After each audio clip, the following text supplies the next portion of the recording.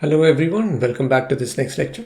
So with this lecture, let us start deploying our contracts and interacting with them. So the first thing we need to do is we need to deploy this token contract, which is the EA member contract, as this is what defines the token weightage, or rather the voting weight associated with every account. So for this, let's go over here and let us compile this contract. So we'll compile EA member and we'll go to the deployment. So in terms of the deployment, we have these particular variables. So the name will be the actual name of the organization. So we will call it EA member. And the symbol will be, let's say, EAM. And in this case, the version will be, let's say, 1. Right? So these are just default values. As in an actual environment, these may actually change corresponding to what the client expects you to call it, right? So with this, we can come over here and click on deploy. So we are just using account 1. So account 1 is the owner of this particular contract, right? So we will use this as the owner, and this owner can also be said to hold is also a member. So he's like a founding member of this particular engineers association. So we will click on deploy. Well, now these errors are showing up. So anyway, let me clear this. It was successful. So we can just come down here and look for EA member. So EA member now has several functions. Let me just expand this a little. And you see that we have everything here. So for example, you have all the usual ones related to ERC 721. And ERC 721, literally speaking, means that these accounts are given tokens. So now the first thing we need to do is we need to now register these particular tokens. So for that, we have a register as member, right? Because first we have to start with our registration process. So let's register as member.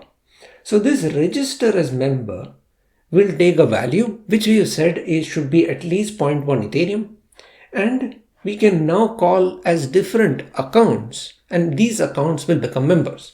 So first let us test the fact that it requires a minimum amount of funds. So let us transact it. It should fail because there is insufficient fees. So I'm just going to increase this, let's say Ether, and I will just say 5 Ether and transact, and now it is successful. So to verify that this person has indeed has registered as a member, let's go to balance of, copy this address, that is account number 1, and paste it here. And you'll see it is 1. So just in case, let's go and copy account number 2.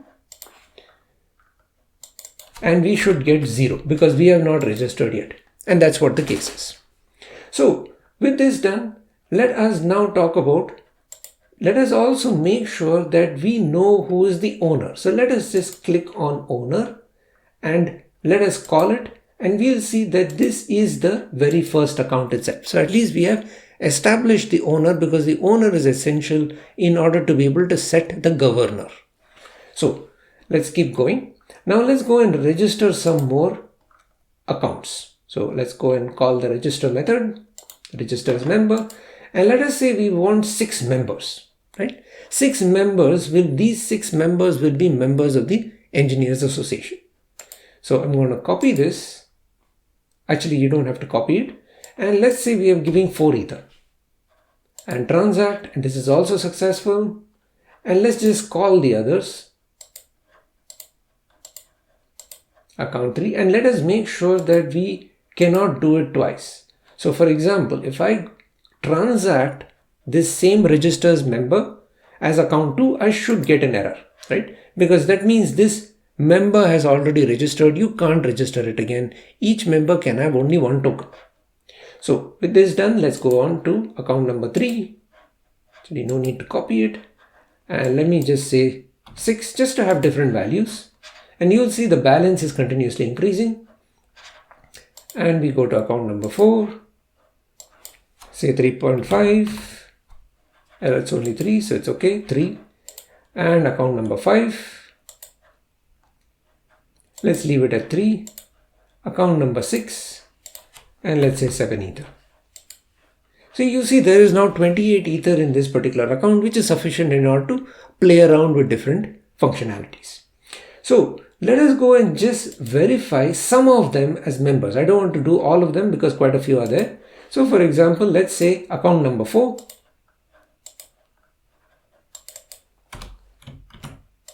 And you'll see it is 1, right? And let's just say account number 6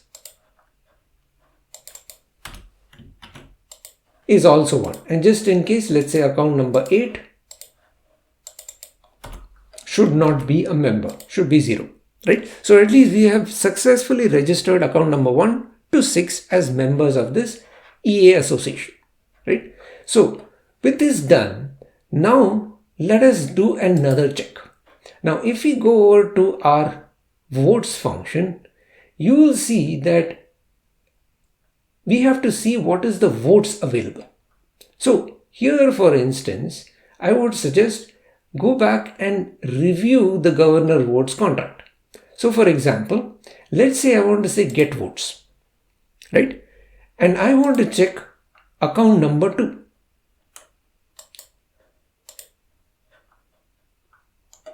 So I want to check the votes of account number 2. Now account number 2 is a member of this association. So you would expect that this should give a value of 1. But you will be surprised to find it gives a value of 0. Now this is not a bug. The reason is that this is now a token owner. But that is not sufficient. So if we go over and have a look at our contract, you will see that you must now, this implements ERC 721 votes. So let's go and look at ERC 721 votes.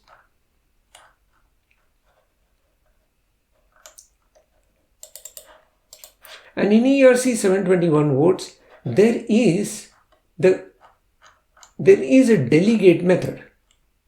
So that is in votes, sorry. So let's go over to this one and let's look at votes. You will see that there is a delegate method. So the delegates are the ones that have voting power. And unless an account delegates another account or itself, there are no votes associated with that account, right? The votes are only associated with delegatees, not with the accounts that hold tokens. So therefore, this process of registering as a member and having a token is not sufficient in order to get votes.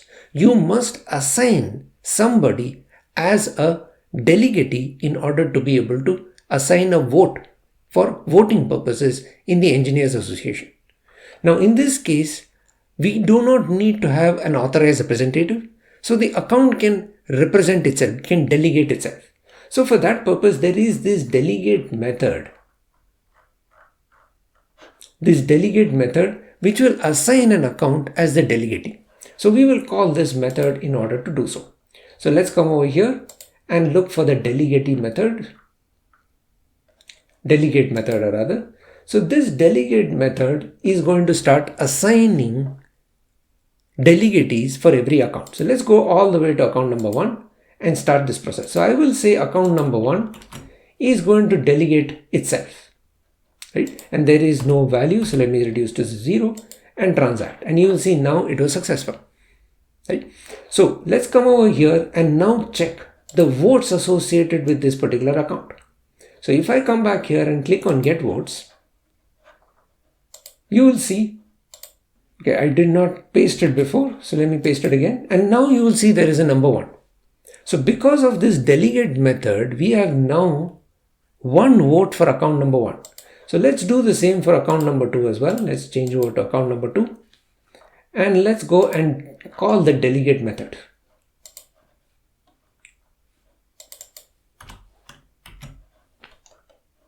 And we can transact